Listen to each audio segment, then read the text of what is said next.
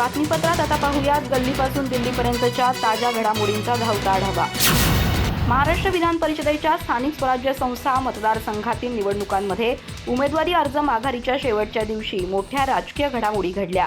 राज्यातील 17 जागांसाठी सुरू असलेल्या निवडणूक प्रक्रियेत 5 जागा बिनविरोध झाल्या असून उर्वरित 12 जागांवर आता थेट लढती रंगणार आहेत। मात्र या सर्व घडामोडींनंतर शिवसेना ठाकरे गटाचे खासदार संजय राऊत यांनी केलेल्या गंभीर आरोपांमुळे राज्याच्या राजकारणात मोठी चर्चा सुरू झाली आहे। बिनविरोध निवडीसाठी आणि उमेदवारांच्या माघारीसाठी मोठ्या प्रमाणावर आर्थिक व्यवहार झाल्याचा आरोप त्यांनी केलाय। संजय राऊत यांनी समाज माध्यमांवर प्रतिक्रिया देताना माघार प्रक्रियेवर थेट प्रश्नचिन्ह उपस्थित केलंय। त्यांनी दावा केला की बिनविरोध निवडीसाठी सुरू असलेल्या प्रयत्नांमध्ये आणि उमेदवारांना माघार घ्यायला लावण्यासाठी झालेल्या राजकीय हालचालींमध्ये एका दिवसात किमान 150 कोटी रुपये खर्च झाले। विरोधी पक्षातील काही उमेदवारांनी स्वतःचा भाव ठरवून व्यवहार केल्याचा आरोपही त्यांनी केला। कोकण, छत्रपती संभाजीनगर आणि पुणे इथं झालेल्या घडामोडी लोकशाहीसाठी घातक असल्याचं सांगत त्यांनी सत्ताधाऱ्यांवर निशाणा साधला।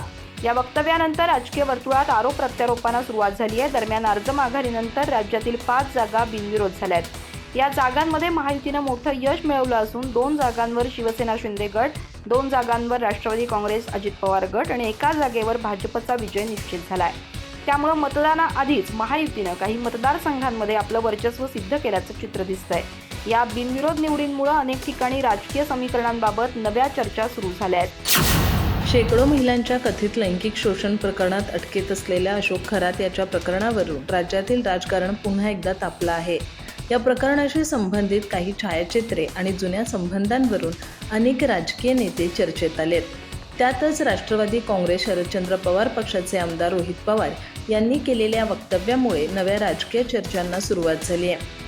त्यांनी सत्ताधारी आघाडीतील काही नेत्यांवर अप्रत्यक्ष टीका करत या संपूर्ण प्रकरणामागे मोठा राजकीय खेळ असल्याचा दावा केलाय। राज्य महिला आयोगाच्या माजी अध्यक्षा रुपाली चाकणकर या अशोक खरात यांच्यासोबतचे फोटो समोर आल्यानंतर वादाच्या केंद्रस्थानी आल्या होत्या। वाढत्या दबावानंतर त्यांनी प्रथम महिला आयोगाच्या अध्यक्षपदाचा आणि त्यानंतर राष्ट्रवादी काँग्रेसच्या महिला प्रदेशाध्यक्षपदाचा राजीनामा दिला। विरोधकांसोबतच पक्षातील काही घटकांकडूनही दबाव वाढल्याची चर्चा होती। याच पार्श्वभूमीवर रोहित पवार यांनी प्रतिक्रिया देताना सत्तेतील तिन्ही पक्षातील काही नेत्यांचा या प्रकरणाशी संबंध असल्याचा दावा केला। मात्र कारवाई आणि राजकीय नुकसान केवळ एका व्यक्तीला सहन करावं लागलं असं ते म्हणाले। रोहित पवार यांनी विशेषतः गुवाहाटी येथील कामाख्या देवी दौऱ्याचा उल्लेख करत अप्रत्यक्षपणे काही नेत्यांवर निशाणा साधला। 2021 मध्ये रुपाली चाकणकर, त्यांची बहीण प्रतिभा चाकणकर आणि अशोक खरात यांनी एकत्र गुवाहाटी दौरा केला होता। त्या दौऱ्याशी संबंधित छायाचित्रे काही दिवसांपूर्वी समाज माध्यमांवर मोठ्या प्रमाणात व्हायरल झाली होती। या पार्श्वभूमीवर रोहित पवार यांनी कामाख्या देवीला गेलेल्या व्यक्तींमध्ये एकाची सर्व पदं गेली तर दुसऱ्याच्या घरात आणखी एक पद आलं असं म्हणत अप्रत्यक्ष राजकीय टोला लगावला। दरम्यान कोकण विधान परिषद मतदारसंघातील घडामोडींनंतर या वक्तव्याला अधिक महत्त्व प्राप्त झालंय। राष्ट्रवादी काँग्रेस अजित पवार गटाचे खासदार सुनील तटकरे यांच्या कुटुंबाला विधान परिषदेत आणखी एक प्रतिनिधित्व मिळाल्यानंतर विरोधकांकडून टीका सुरू झाली आहे। कोकणातील निवडणुकीत महायुतीचे उमेदवार अनिकेत तटकरे बिनविरोध निवडून आल्यानंतर रोहित पवार यांनी या घटनाक्रमाकडे लक्ष वेधलं। खासदारकी आणि मंत्रिपदानंतर विधान परिषदेची जागाही त्याच घरात गेल्याचा अप्रत्यक्ष उल्लेख त्यांनी केला। संजय राऊत काँग्रेस राष्ट्रवादीनं सहकार्य केलं नाही सांगत आहेत। संख्याबळ नसल्यानं पराभव होणार हे सांगतायत, तरीही उमेदवारांनी माघार घेतली तर त्यांच्यावर पैसे घेतल्याचा आरोप राऊत कसं करू शकतात असा सवाल शिवसेना प्रवक्ते संजय शिरसाट यांनी केलाय। संजय शिरसाट म्हणाले की विधान परिषद निवडणुकीत संख्याबळ नाही, त्यामुळे निवडणूक लढवण्यात काही अर्थ नाही। हे उभाट्याला काही उमेदवारांनी सांगितलं पण त्यांनी ऐकलं नाही, म्हणून उमेदवारांनी माघार घेतली। त्यानंतर उभाटाकडून त्यांच्यावर आरोप करण्यात येत आहेत, यात काही तथ्य नाही हे जनतेला माहिती आहे। संजय शिरसाट म्हणाले की नाशिकमध्ये प्रसाद हिरे हे आमच्या उमेदवारांच्या विरोधात निवडणूक लढवत आहेत। आज उदय सामंत आणि गिरीश महाजन हे नाशिकमध्ये आहेत, ते चर्चा करतील। मला वाटतं की महायुतीमधील कोणीही बंडखोरी करणार नाही। विधान परिषदेच्या निवडणुकीसाठी चिंता करण्याची गरज नाही। सर्व 17 पैकी 17 जागांवर महायुतीचेच उमेदवार विजयी होणार आहेत। संजय शिरसाट म्हणाले की विधान परिषद निवडणुकीत कोणी माघार घेतली म्हणून त्यांच्यावर पैसे घेतल्याचा आरोप करायचा हे काही बरोबर नाही। निवडणूक लढवताना कार्यकर्त्यांना साथ द्यायची नाही, पण माघार घेतली तर त्याच्यावर आरोप करायचे हे चुकीचं आहे। आता कार्यकर्ता हुशार झालाय, तो घराची राख रांगोळी करत निवडणूक लढवणार नाही। तुम्ही त्याला पाठबळ सुद्धा दिलं पाहिजे। विधान परिषद निवडणुकीत मवियाची ताकद काय आहे हे सर्वांना माहिती आहे, त्यामुळे या सर्व जागा महायुती जिंकणार आहे। म्हणून माघार घेतलेल्या उमेदवारांवर आरोप करण्याचं काम सुरू आहे. हे आरोप आता वाढत जातील. संजय शिरसाट म्हणाले की महायुती किती भक्कम आहे हे सर्वांना या विधान परिषदेच्या निवडणुकीत दिसून येईल. 25 कोटी रुपये कोकण विधान परिषद निवडणुकीसाठी खर्च करण्यात आल्याचा आरोप राऊतांकडून करण्यात आला. यावर बोलताना शिरसाट म्हणाले की 25 कोटी रुपये हा काय पॉकेट मनी आहे का? जर तुम्हाला हे सर्व माहिती आहे तर तुम्ही तिथं काय करत होतात? ही माहिती तुम्हाला कुणाला देता आली नाही का? तिथं काय वॉचमनगिरी करत होतात का? असा टोला शिरसाट यांनी राऊतांना लगावलाय. रशियाचे अध्यक्ष व्लादिमीर पुतिन यांनी म्हटलं आहे की अमेरिका भारतावर रशियासोबतच्या त्यांच्या संबंधासह अनेक मुद्द्यांवर दबाव आणण्याचा प्रयत्न करतेय, पण असे प्रयत्न निरुपयोगी आहेत. भारत याचा विरोध करेल. पुतिन यांनी PTIसह जगातील प्रमुख वृत्तसंस्थांच्या प्रमुखांशी संवाद साधताना भारत आणि पंतप्रधान नरेंद्र मोदी यांचे कौतुकही केले. ते म्हणाले, भारत एक महान देश आणि लोकशाही आहे. रशिया त्याला आपला विश्वासार्ह भागीदार मानतो. रशियन अध्यक्षांनी पुढे म्हटलं, भारत आपल्या राष्ट्रीय हितांना प्राधान्य देतो. अमेरिकेशी त्यांचे वाढते संबंध असले तरी भारत रशियाच्या भागीदारीवर कोणताही परिणाम होणार नाही. रशियासोबतचे त्यांचे संबंध पूर्वीसारखेच मजबूत राहतील. पुतिन म्हणाले, आम्हाला आनंद आहे की भारत त्या सर्व देशांशी संबंध वाढवत आहे ज्यांना तो आपल्या राष्ट्रीय हितासाठी आवश्यक मानतो. पुतिन यांनी विश्वास व्यक्त केला की येत्या काही वर्षात भारत आणि रशियामधील व्यापार $100 अब्ज पर्यंत पोहोचेल. जे म्हणाले, भारत जगातील सर्वात मोठ्या अर्थव्यवस्थांपैकी एक आहे आणि सर्वात वेगाने वाढणाऱ्या देशांमध्ये गणला जातो. ही उपलब्धी अचानक मिळालेली नाही, तर पंतप्रधान मोदींच्या नेतृत्वाखालील सरकारच्या अथक प्रयत्नांचे आणि धोरणांचे ते परिणाम आहेत. रशियन अध्यक्षांनी सांगितलं की काही पाश्चात्य देशांनी भारतावर रशियासोबतचे सहकार्य कमी करण्यासाठी दबाव आणण्याचा प्रयत्न केला होता. तथापि आता सर्वांना समजलं आहे की पंतप्रधान मोदी आणि भारतावर दबाव आणणं आंतरराष्ट्रीय संबंधांसाठी हानिकारक ठरेल. विधान परिषदेच्या निवडणुकीमुळे राज्याचं राजकारण तापलं असताना शिवसेना उद्धव बाळासाहेब ठाकरे पक्षाचे खासदार संजय राऊत यांनी आज मनसे अध्यक्ष राज ठाकरे यांची त्यांच्या निवासस्थानी जाऊन भेट घेतली. या दोन्ही नेत्यांमध्ये नेमकी कोणत्या विचार चर्चा झाली हे अद्याप स्पष्ट झालं नाही, पण या भेटीमुळे राजकीय वर्तुळात चर्चांना उधाण आलंय. ही केवळ सौजन्य भेट होती की यामागे आगामी राजकीय घडामोडींची एखादी नवी रणनीती आहे, याविषयी विविध तर्कवितर्क व्यक्त केले जात आहेत.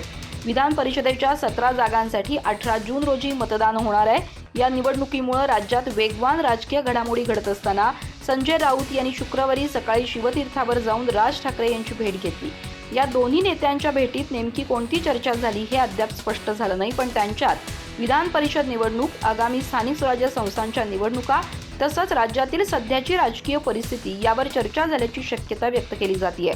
विशेषतः या निवडणुकीत ठाकरे बंधूंनी आपली आगामी रणनीती ठरवण्यासाठी पुढील पाऊल उचलल्याचा दावाही केलाय. राजकीय विश्लेषकांच्या मते संजय राऊत हे उद्धव ठाकरे आणि राज ठाकरे यांच्या संवादाचा पूल म्हणून ओळखले जातात. गेल्या काही वर्षात ठाकरे बंधूंमध्ये संवाद वाढवण्यासाठी त्यांनी अनेकदा पुढाकार घेतल्याचं पाहायला मिळालंय. मुंबई महापालिका निवडणुकीच्या अनुषंगानं मराठी अस्मिता, मराठी माणसांचे प्रश्न, मुंबईतील स्थानिक मुद्द्यांवर दोन्ही पक्षांमध्ये सहकार्याची चर्चा सुरू झाली होती. त्या काळात संजय राऊत यांनी दोन्ही नेत्यांमधील संवाद वाढवण्यात महत्त्वाची भूमिका बजावली होती. महाराष्ट्रात मान्सूनच्या आगमनासाठी पोषक वातावरण तयार होऊ लागलं असून राज्यातील हवामानात मोठे बदल दिसून येत आहेत. हवामान विभागाने आज विदर्भातील अमरावती, वर्धा आणि चंद्रपूर जिल्ह्यासाठी जोरदार वादळी पावसाचा अंदाज व्यक्त करत ऑरेंज अलर्ट जारी केलाय. याशिवाय सिंधुदुर्गसह पुणे, सातारा आणि कोल्हापूर जिल्ह्याच्या घाटमाथा भागात मुसळधार पावसाची शक्यता वर्तवण्यात आली आहे. राज्यातील अनेक भागात मेघगर्जना, विजांचा कडकडाट आणि वेगवान वाऱ्यांसह पावसाची शक्यता असल्यानं येलो अलर्ट देण्यात आलाय. पुढील 2 ते 3 दिवसात मान्सूनच्या प्रगतीसाठी अनुकूल वातावरण राहणार असल्याचं हवामान विभागाने स्पष्ट केलंय. दरम्यान राज्यात अजूनही उष्णतेची तीव्रता कायम आहे. गुरुवारी सकाळपर्यंतच्या 24 तासांमध्ये विदर्भातील ब्रह्मपुरी इथं देशातील सर्वाधिक 44 अंश सेल्सिअस तापमानाची नोंद झाली. त्यानंतर वर्धा, अकोला आणि नागपूर इथं 42 अंशापेक्षा जास्त तापमान नोंदवण्यात आलं. जळगाव, अमरावती, भंडारा आणि गोंदिया इथं 41 अंशांहून अधिक तापमान होतं.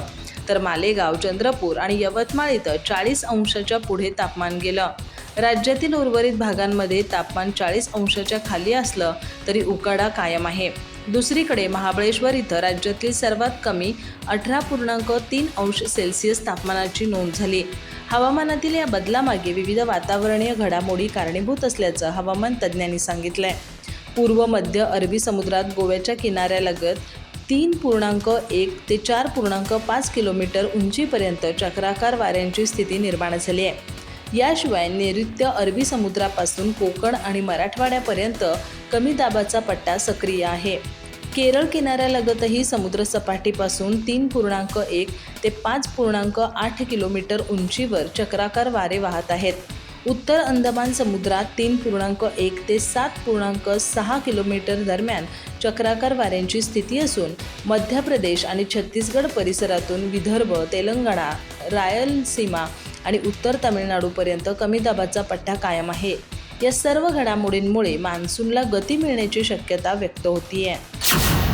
राज्यसभेच्या निवडणुकांच्या पार्श्वभूमीवर महाराष्ट्राच्या राजकारणात नव्या चर्चांना सुरुवात झाली आहे। देशभरातील 24 रिक्त राज्यसभा जागांसह काही पोटनिवडणुकांची घोषणा झाली असून महाराष्ट्रातील एक जागाही विशेष चर्चेत आली आहे। उपमुख्यमंत्री झाल्यानंतर सुनेत्रा पवार यांनी राज्यसभेच्या सदस्यत्वाचा राजीनामा दिल्यानं ही जागा रिक्त झाली आहे। या जागेसाठी आगामी 18 जून रोजी मतदान होणार असून त्याच दिवशी निकालही जाहीर केला जाणार आहे। या पार्श्वभूमीवर राष्ट्रवादी काँग्रेसच्या कोट्यातील जागेवर कोणाची निवड होणार याकडे राजकीय वर्तुळाचं लक्ष लागलंय।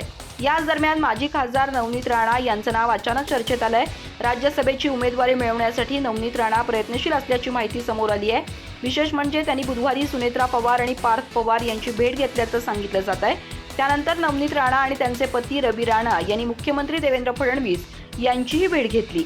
या सलग भेटींमुळे राजकीय चर्चांना वेग आला असून राष्ट्रवादी काँग्रेसच्या कोट्यातून नवनीत राणा यांना राज्यसभेची संधी मिळू शकते का याबाबत तर्कवितर्क सुरू झालेत। सुनेत्रा पवार यांच्या राजीनाम्यानंतर रिक्त झालेल्या जागेवर कोणाची वर्णी लागणार याबाबत गेल्या काही दिवसांपासून विविध नावांची चर्चा सुरू आहे। सुरुवातीला राष्ट्रवादीचे ज्येष्ठ नेते आणि मंत्री छगन भुजबळ यांचं नाव सर्वाधिक चर्चेत होतं। भुजबळ राज्यसभेवर जाण्यास इच्छुक असल्याच्या चर्चा राजकीय वर्तुळात रंगल्या होत्या। मात्र पक्ष नेतृत्व त्यांना केंद्रातील राजकारणात पाठवण्यास फारसं उत्सुक नसल्याची माहिती सूत्रांकडून समोर येतेय। त्यामुळे या जागेसाठी इतर पर्यायांवरही गंभीरपणे विचार सुरू असल्याचं बोललं जात आहे। मुख्यमंत्री देवेंद्र फडणवीस यांच्या नेतृत्वातील महायुती सरकारने शुक्रवारी मराठा आरक्षणाच्या आंदोलनातील 34 मृतांच्या वारसांना प्रत्येकी 10 लाख रुपयांची मदत करण्याची घोषणा केली आहे। यामुळे मराठा आंदोलक मनोज जरांगे यांच्या प्रयत्नांना मोठं यश मिळाले। मनोज जरांगे यांनी मराठा आरक्षणासाठी राज्यात मोठं आंदोलन छेडलं आहे। या प्रकरणी विविध ठिकाणी झालेल्या आंदोलनात तब्बल 309 जणांचा बळी गेला होता। राज्य सरकारने या बळींच्या वारसांना मदत करण्यासाठी 27 कोटी 50 लाख रुपयांचा निधी मंजूर केलाय।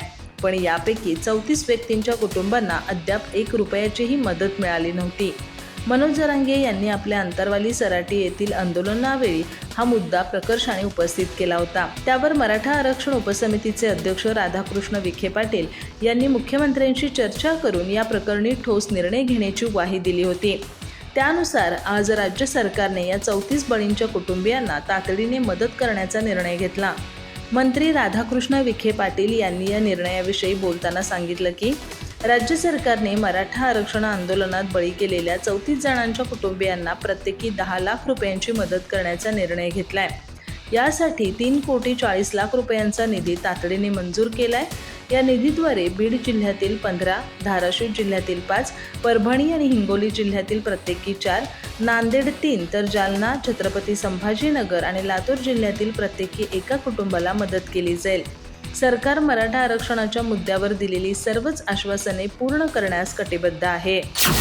अधिक माहिती आणि ताज्या घडामोडींसाठी आजच आमचे चॅनल सबस्क्राइब करा।